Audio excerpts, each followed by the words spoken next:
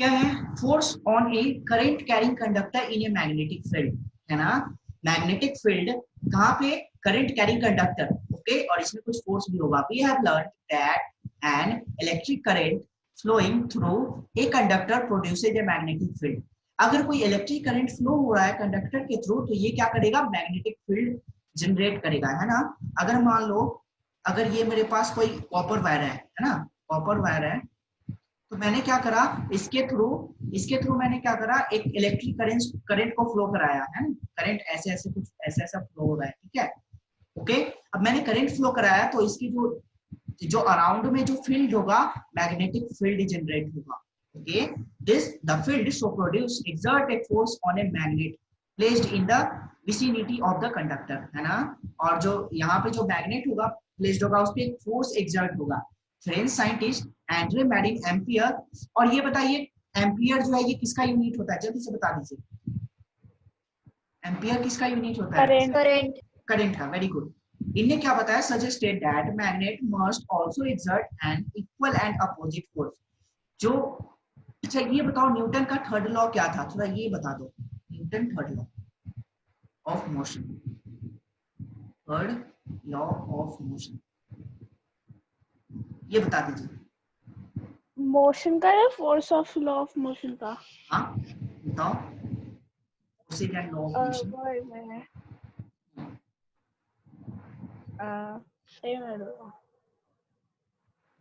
Momentum before an action is equal to momentum after an action. वो conservation था, वो आप जो बता रहे हो कंजर्वेशन ऑफ लीनियर मोमेंटम। अच्छा। वो कंजर्वेशन ऑफ लीनियर मोमेंटम है, मतलब हाँ। ये बताओ थर्ड लॉ क्या कहता है, इक्वल एंड अपोजिट रिएक्शन, कुछ ध्यान है, ये बताओ। हाँ, every action has equal and has opposite an reaction. equal and opposite reaction. Okay ji, तो इससे क्या समझ में आया, इस वाले लॉ से बताइए, थर्ड लॉ से, थर्ड लॉ से क्या समझ में आया था देवांशी, ये बताओ थर्ड लॉ ऑफ मोशन क्या था।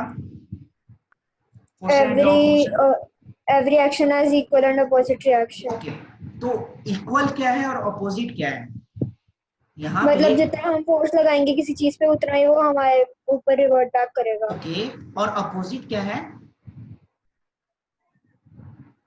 मतलब वो हमारे पे ही आएगा एक्शन वापस।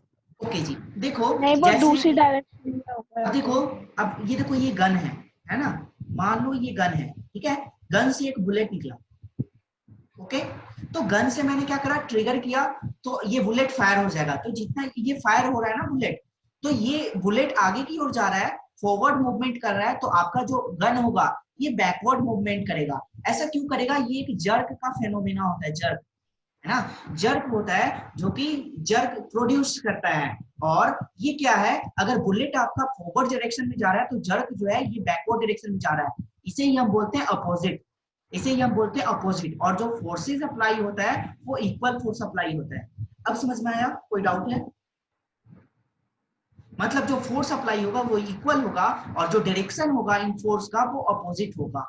इसलिए तो आपने बोला था ना, आपने एक फुटबॉल का एग्जांपल लिया, मान लो आपने ए से बी पे कोई फोर्स अप्लाई करा, तो जो इसका जो डायरेक्शन होगा एफ बी ए का, ये नेगेटिव होगा।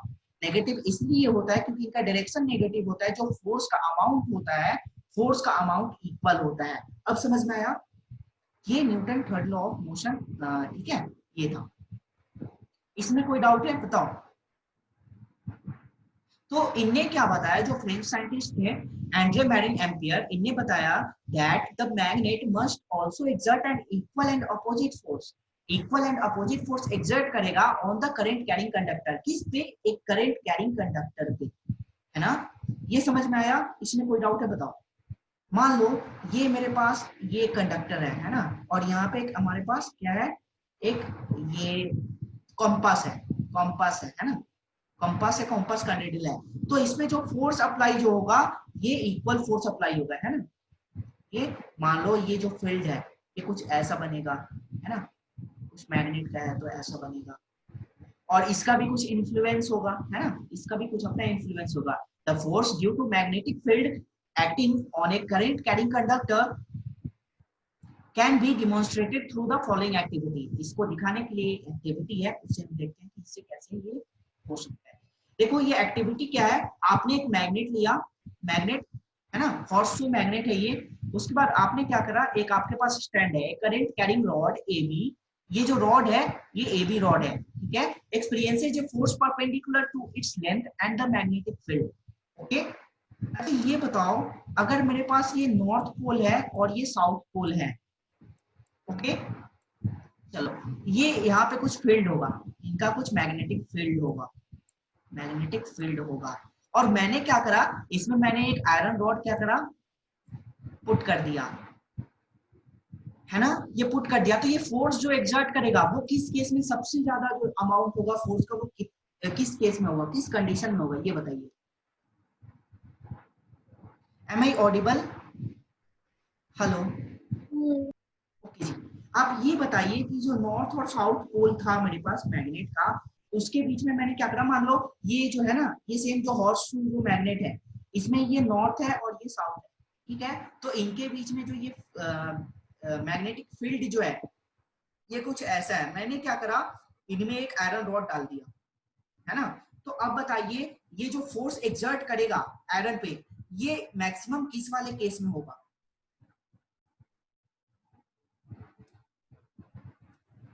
एक बार वापस बताना क्वेश्चन। व्हिच मींस ये देखो, ये नॉर्थ पोल है और ये साउथ पोल है, मैग्नेट का दो होता है ना, दो पोल होता है। मैंने क्या करा, ये हॉर्स शू नहीं, हॉर्स के पैर में जो लगा होता है मैग्नेट सा, है ना, एक जो लोहे का जो लगा होता है, तो उसी साइज शेप का मैंने लिया और उसमें क्या करा, मैंने, मेरे पास एक नॉर्थ पोल है, दूसरा साउथ पोल है, ठीक है। दो अलग अलग मैग्नेट यूज नहीं करके आपने सिंगल मैग्नेट यूज करा, और इन दोनों पोल्स के बीच में एक मैग्नेटिक फील्ड जनरेट हुआ। मैंने क्या करा, इन मैग्नेटिक फील्ड्स और इनके बीच में एक आयरन रॉड को पुट कर दिया। तो बताइए ये जो फोर्स एक्सर्ट होगा वो किस केस में मैक्सिमम फोर्स एक्सर्ट होगा, किस वाले कंडीशन में मैक्सिमम फोर्स एक्सर्ट होगा? समझ ही नहीं आ रहा क्वेश्चन अभी भी। ये एक्टिविटी समझ आया कि ये मेरे पास एक क्या है, ये मेरे पास एक नॉर्थ साउथ पोल है, मैंने इसमें एक आयरन रॉड रख दिया, ठीक है। ये ए बी, ये कुछ भी इसका नाम रख दो। तो इसमें क्या होता है कि जब भी आपका परपेंडिकुलर होगा, विच मींस जो एंगल है 90 डिग्री होगा इस रॉड का, तो यहाँ पे क्या होगा, जो फोर्स होगा ये मैक्सिमम एक्सर्ट होगा, फोर्स जो होगा ये मैक्सिमम एक्सर्ट होगा, है ना। और देखो दूसरा कंडीशन क्या है, मेरे पास ये एक नॉर्थ पोल है और दूसरा साउथ पोल है, ठीक है। चलो मैंने क्या करा, मैंने करा कि ये जो रॉड था ना, आयरन रॉड, इसे मैंने क्या कर दिया, इसका एंगल चेंज कर दिया। पहले कुछ ऐसा था, ये स्ट्रेट था, अब इसका एंगल कुछ चेंज हो गया, मान लो ये 60 डिग्री हो गया या 30 डिग्री हो गया, कुछ भी हो गया, मतलब एंगल जो था वो लेस हो गया।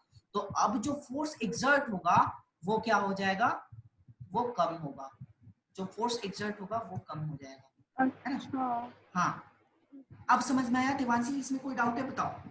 अगर आप एंगल चेंज करते हो तो एंगल चेंज करने के कारण यही वाला फिनोमेना आकर करता है ना। और जो मैक्सिमम आपको चाहिए, तो ये क्या हो जाएगा, 90 डिग्री आपका अगर परपेंडिकुलर है ये, तब ये फिजिबल होगा। मतलब जो आपका मैग्नेटिक फील्ड है, मैग्नेटिक फील्ड के अगर परपेंडिकुलर में आपने कुछ आयरन रॉड डाल रखा है, तो वहां पे क्या होगा, जो थीटा का वैल्यू होगा वो 90 डिग्री होना चाहिए, तब वो मैक्सिमम फोर्स एक्सर्ट करेगा, है ना, क्योंकि आप ऑलरेडी मैग्नेटिक फील्ड में आ चुके हो, उसके इन्फ्लुएंस में हो।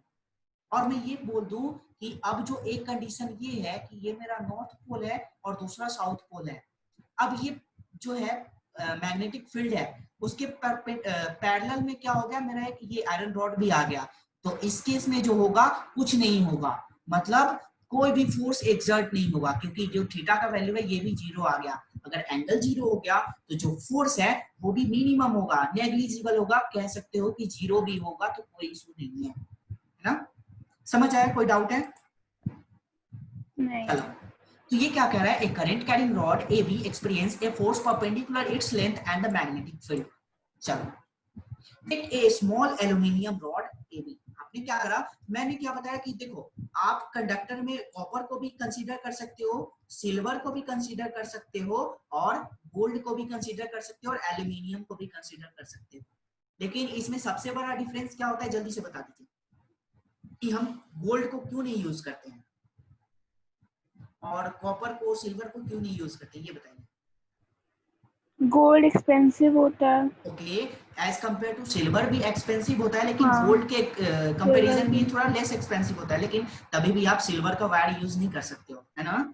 चलो, हाँ इसके बाद आओ वो भी कॉपर। एक्सपेंसिव। कॉपर भी होता है, एक्सपेंसिव होता है as compare to aluminium. Aluminium wire जो होता है ये लेस एक्सपेंसिव होता है एज कंपेयर टू कॉपर। और मैं ये बता दूं, जो कॉपर है, ये कॉपर जो सबसे पहले जो ह्यूमन बीइंग ने जो स्टार्ट किया यूज करना, वो कॉपर ही है। एलिमेंट जो है ये कॉपर ही है ना, जो आपने यूज करना स्टार्ट करा। अब कॉपर का एटॉमिक नंबर बता दीजिए जल्दी से। कॉपर का एटॉमिक नंबर क्या है? एक मिनट, 6। याद नहीं किया। 6। 6 तो कार्बन का होता है। हेलो, हाँ जी बताइए, कॉपर का एटॉमिक नंबर। अच्छा कॉपर का 23 होता है, नहीं 23 नहीं होता। अच्छा जी, और भी कुछ? 40। 40। अच्छा जी, और भी कुछ?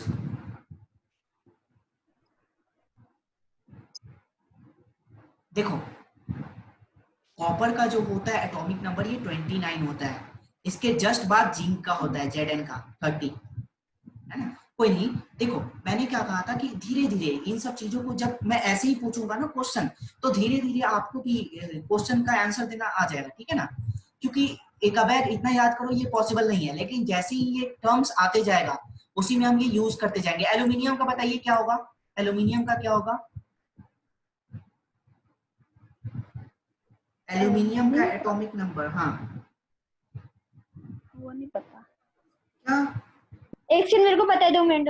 हाँ जी हाँ जी हाँ जी।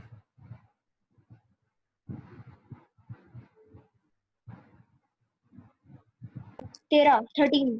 ओके जी, वेरी गुड। 30 एल्यूमिनियम का एटॉमिक नंबर। देखो ये मैं इसलिए करा देना चाहता हूँ क्योंकि पीरियोडिक टेबल पढ़ोगे ना, तो ये बहुत ही यूजफुल होने वाला है। जो एलिमेंट्स का जो एटॉमिक नंबर है, एटॉमिक मास है, तो ये तभी ये यूजफुल होगा जब आप पीरियोडिक टेबल पढ़ोगे, है ना। और ऐसे ही ये क्लियर हाँ, होता जाएगा। Take a small aluminium rod AB of 5 centimetre. आपने क्या करा, 5 सेंटीमीटर लेंथ का एक एल्यूमिनियम रॉड लिया, using 2 connecting wires suspend it horizontally from a stand. आपने क्या करा, सस्पेंडली इसे स्टैंड कर दिया। कैसे? हॉरिजॉन्टली फ्रॉम ए स्टैंड, जैसे ये फिगर में बता रखा है। Place a strong horseshoe magnet. आपने क्या करा, एक स्ट्रॉन्ग हॉर्सशू मैग्नेट को यहाँ पे प्लेस करा in such a way that the rod lies between the 2 poles with the magnetic field directed upward. और जो आपका मैग्नेटिक फील्ड जो होगा वो अपवर्ड डायरेक्टेड होगा।